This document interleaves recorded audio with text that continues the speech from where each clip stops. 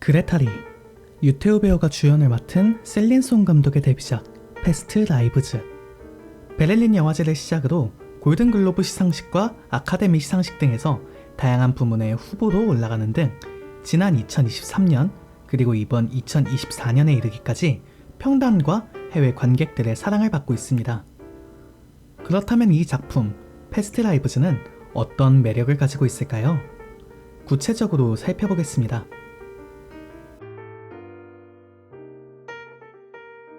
아주 늦은 새벽, 바에서 이야기를 나누고 있는 세 사람. 동양인 남녀와 서양인 남성. 저 사람들은 무슨 사이일까? 작은 호기심을 불러일으키는 이미지로부터 시작되는 본작의 이야기는 묘한 기류가 흐르는 두 사람, 혜성과 나영의 과거로부터 출발합니다. 24년 전의 서울. 너무 아픈 사랑은 사랑이 아니었으면 이 흘러나오는 골목길의 풍경. 어딘가 영화 클래식의 장면이 떠오르는 만큼 작품의 초반부는 이 이야기가 첫사랑의 기억에 대한 것임을 암시하고 있는 것 같아요. 본 작품은 이민호로 인해 이뤄질 수 없었던 12살 초등학생 소년과 소녀의 애틋한 사랑의 감정을 이어나가고 있습니다. 언제나 눈물이 많던 소녀와 그 곁을 언제나 지켜주던 소녀는 끝내 진심을 전하지 못한 채 헤어지게 되죠. 이어지는 이야기도 제법 재밌습니다. 첫 이별로부터 12년 후 24살이 된 두 청년은 SNS를 통해 다시금 연결되는 경험을 합니다. 제법 로맨틱한 상황이 아닐 수 없습니다. 어린 시절 첫사랑이었던 상대방을 찾고 디스플레이를 통해서라도 두 사람은 함께 얘기하고 웃으며 시간을 보내죠. 어찌 생각하면 기술의 발달로 인해 공간적 제약이 해결된 것 같기도 해요. 이런 두 사람의 관계를 잘 암시하는 것이 작중 언급되는 미셸 공드리 감독의 영화 이터널 선샤인인 것 같습니다. 해당 작품은 이별과 기억 지우기라는 극단적인 상황에도 불구하고 다시금 사랑에 빠지는 연인을 보여주거든요. 어쩌면 이것이 본작의 두 등장인물, 그러니까 혜성과 나영의 모습과 닮아 있습니다. 가슴 한구석에 공허감을 느끼며 서로를 꾸준하게 찾던 두 사람은 결국 서로에게 다시금 닿게 되죠. 그런데 24년 전 초등학생 때와는 다른 변화가 하나 생겼습니다. 나영은 이제 단순히 그 시절 추억 속 소녀가 아니죠. 노라의 삶, 즉 뉴욕에서 작가의 삶을 살아가고 있는 그녀이기에 현실적인 장벽들이 느껴지기 시작합니다. 연결의 가능성이 열렸지만 서울과 뉴욕이라는 시 공간적 장벽은 여전히 두 사람의 현실에 남아있고 각자의 꿈 혹은 미래에 대한 고민 역시 청년이 된 두 사람에게 있어 결코 무시할 수 없는 현실입니다. 그로 인해 두 사람은 다시금 이별을 선택하게 되죠. 작품을 보면서 불현듯 떠오른 영화 클래식과 이터널 선샤인이 관객들에게 질문을 던지는 것만 같았어요. 사실 첫사랑은 결국 이뤄지지 않는 게 아닐까? 그치만 그럼에도 불구하고 어쩌면 다시금 사랑할 수 있지 않을까? 두 사람의 인연에 대한 본작의 대답은 어떨까요? 이어서 살펴보도록 합시다.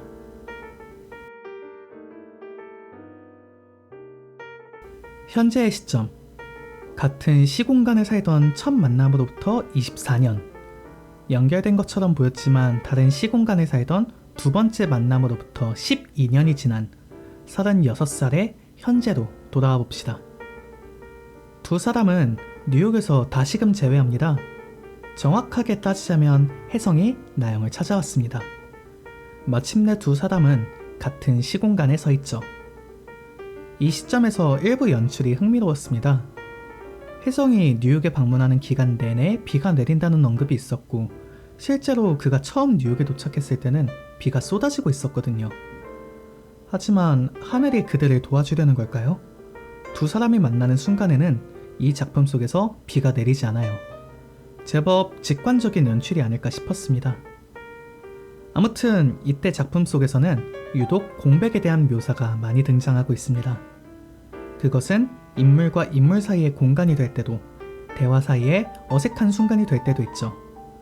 특히나 어딘가 겉도는 두 사람의 대화가 이 애매모호한 감정선을 잘 눌러 담은 것 같아요. 사실 당연할지도 모르겠습니다. 두 사람이 재회한 것은 무려 24년 만입니다. 더 이상 그들은 초등학생 어린애도 아니고 감정에 충실한 대학생의 모습도 아닙니다. 지켜야 하는 자신의 삶이 있는 성인이죠. 실제로 그 긴 세월 사이에 두 사람은 이미 다른 연인이 있었고, 특히나 노라의 삶을 살던 나영은 아서라는 남자와 결혼까지 했습니다. 이뤄질 수 없고 이뤄지면 안 되는 관계인 거죠. 하지만 뉴욕에서 함께 시간을 보내는 두 사람의 모습은 마치 연인의 그것과 같습니다. 첫사랑의 기억이 제법 강력하긴 하죠. 심지어 두 사람은 12년 전에 또 한 번의 만남이 있었으니까 서로가 더 애틋하게 느껴질지도 모르겠어요. 남편 아서의 말처럼 혜성과 나영의 관계는 더 운명적이고 드라마틱한 무언가로 보이기도 하죠. 때문에 이 작품의 공백은 아쉬움을 남기는 역할을 합니다. 두 사람은 가벼운 신체적 스킨십은 물론 직접적인 감정 표현의 대사, 그러니까 사랑의 말을 나누지 않습니다. 어디까지나 그 감정들을 추측할 수 있을 것 같은 공백 속 시그널들만 느껴지죠. 관객들은 아서가 밉게 느껴질지도 모르겠습니다. 그의 말맞다나 운명적인 인연의 방해자인 것처럼 느껴지기도 하거든요. 그러나 두 사람의 만남이 끝난 시간, 그러니까 아름다웠던 황혼이 끝나고 밤이 찾아오면서 현실이 보이기 시작해요. 이때 영화 속 연출이 제법 의미심장했습니다. 마지막까지 대화를 나누던 공간은 브루클린 브릿지 인근에 있는 회전목마 앞이었죠.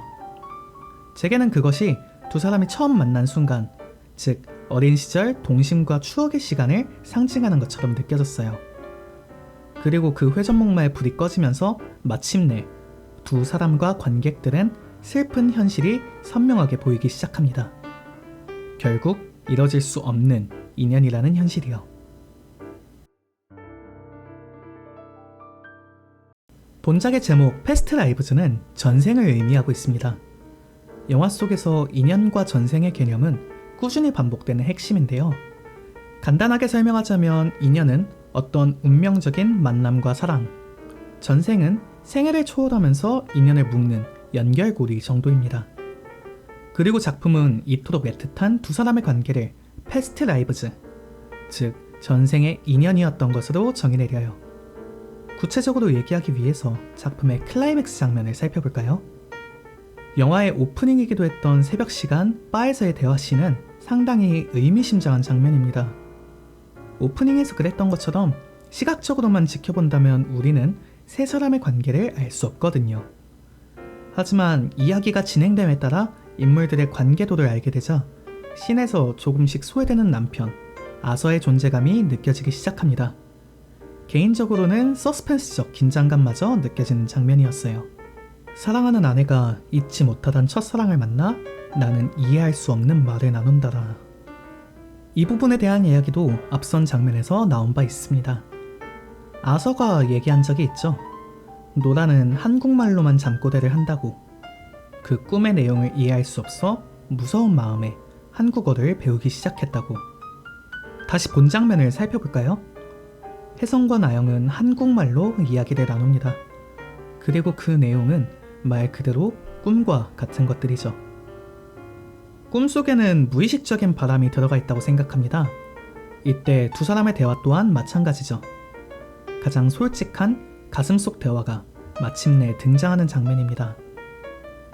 만약에 네가 한국을 떠나지 않았다면 우리가 사귀고 헤어지고 부부가 되며 아기를 가졌을까? 무척이나 섬세하고도 애틋한 대사지만 두 사람의 관계가 만약에 라는 단어로 가정할 수밖에 없는 상황까지 흘러갔음을 우리는 너무나 선명하게 확인할 수 있어요.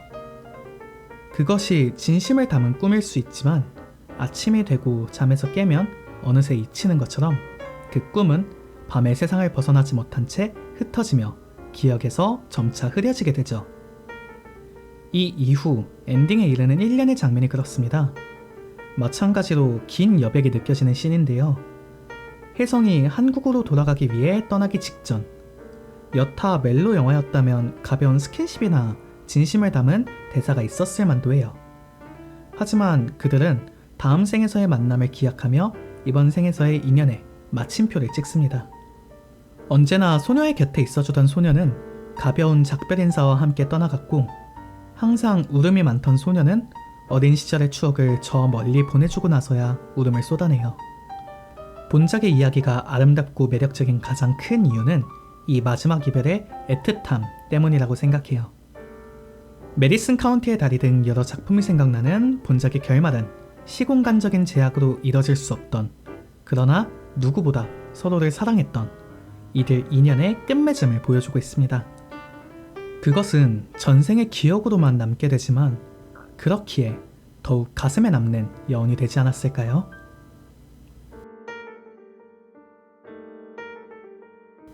패스트 라이브즈는 여러모로 여백이 많아 여운도 진했던 작품입니다. 동시에 화면적인 미학과 음향적 조율이 무척이나 훌륭했던 작품이기도 해요. 몇 가지 사례들을 빠르게 살펴봅시다.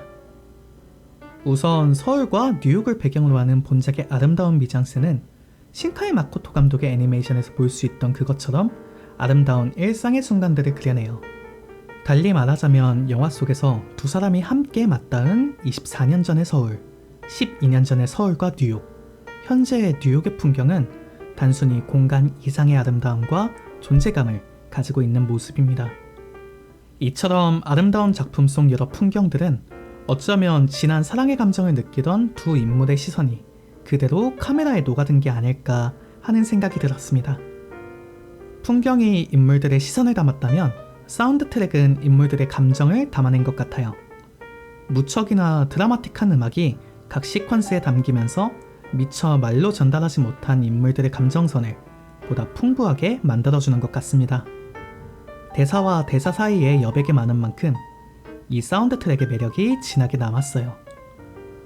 결국 본작의 아름다운 시각적 미장센과 사운드 트랙을 비롯한 음향적 효과는 각본과 촬영을 통해 빚어낸 시청각적 공백 속의 감정을 채우며 관객들에게 여운을 남겨주는 역할을 합니다.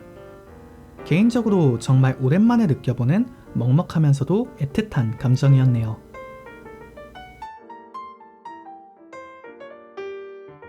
요약하자면 영화 패스트 라이브즈는 이뤄지지 않았던 첫사랑의 애틋함, 그 추억을 쫓던 두 사람이 마침내 과거의 기억과 이별을 해내는 서사 구조를 가지고 있습니다.